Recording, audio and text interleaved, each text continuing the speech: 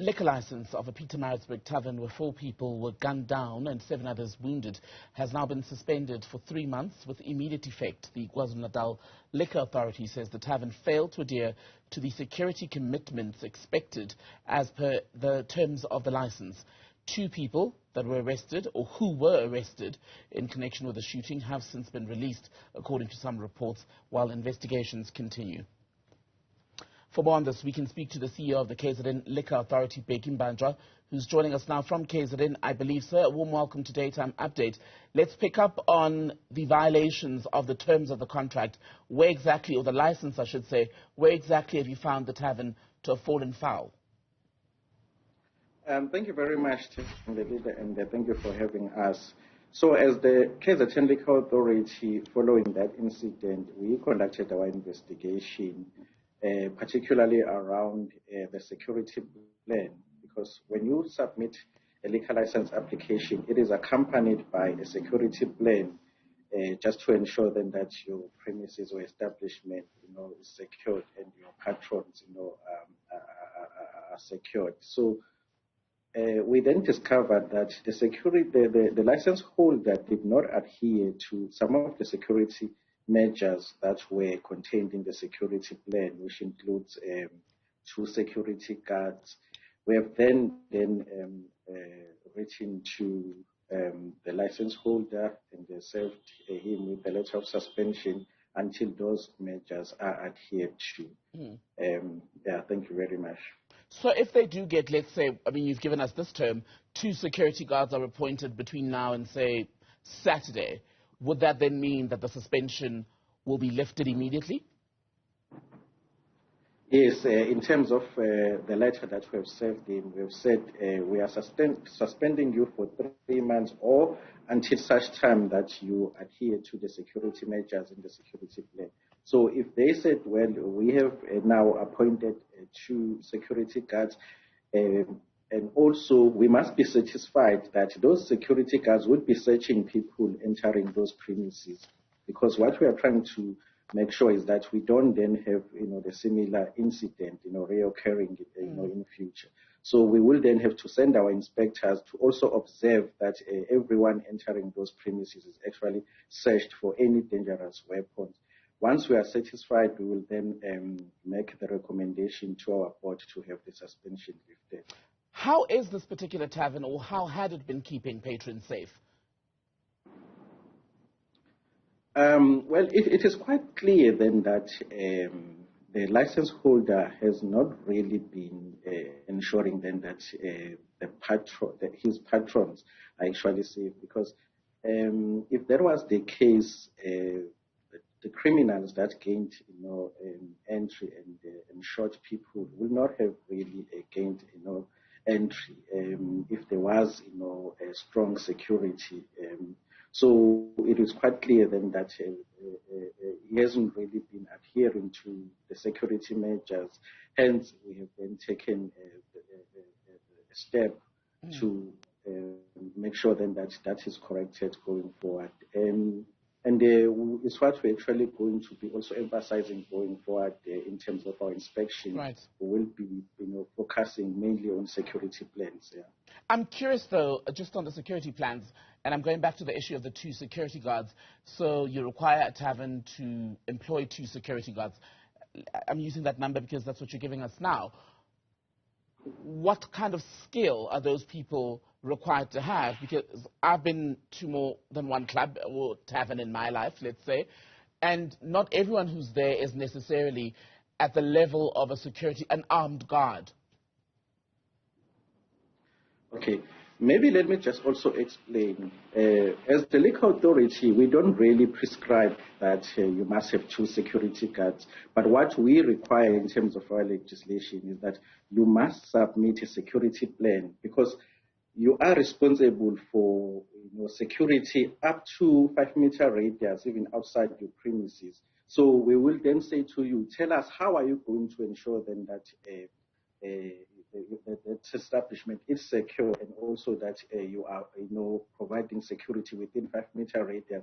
And then the applicant will then say, well, I will appoint 2 security guards, And then we will say, how are you going to ensure then that people don't come into your premises with firearms?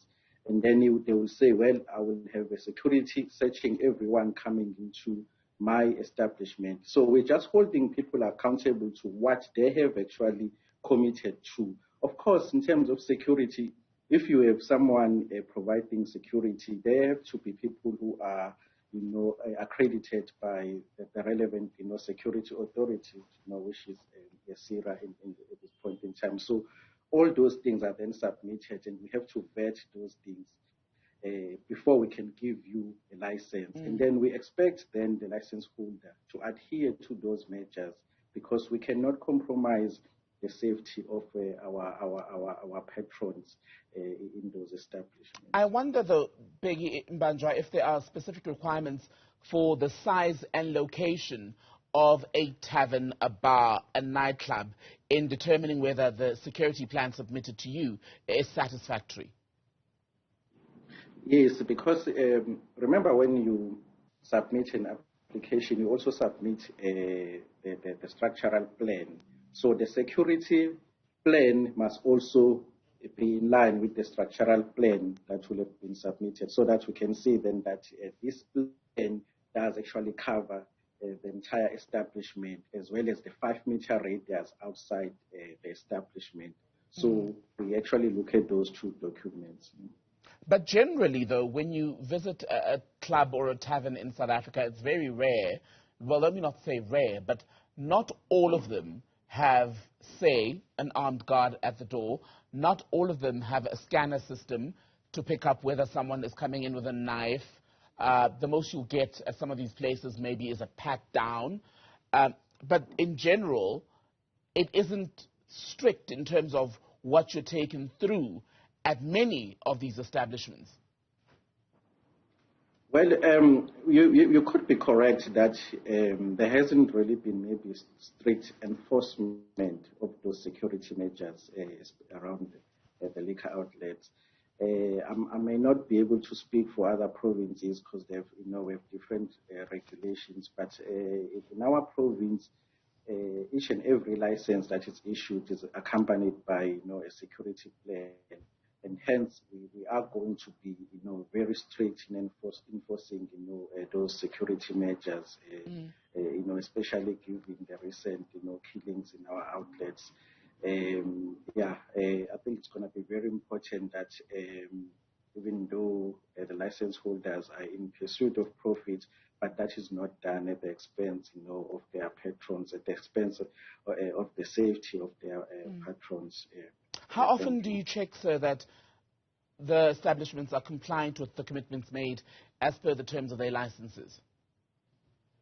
We conduct our routine inspection on a regular basis, but also in KZN, the license is renewable annually. So, but before the license is renewed, we also conduct our inspection to ensure then that there's adherence to the original conditions of the license before we can renew those licenses.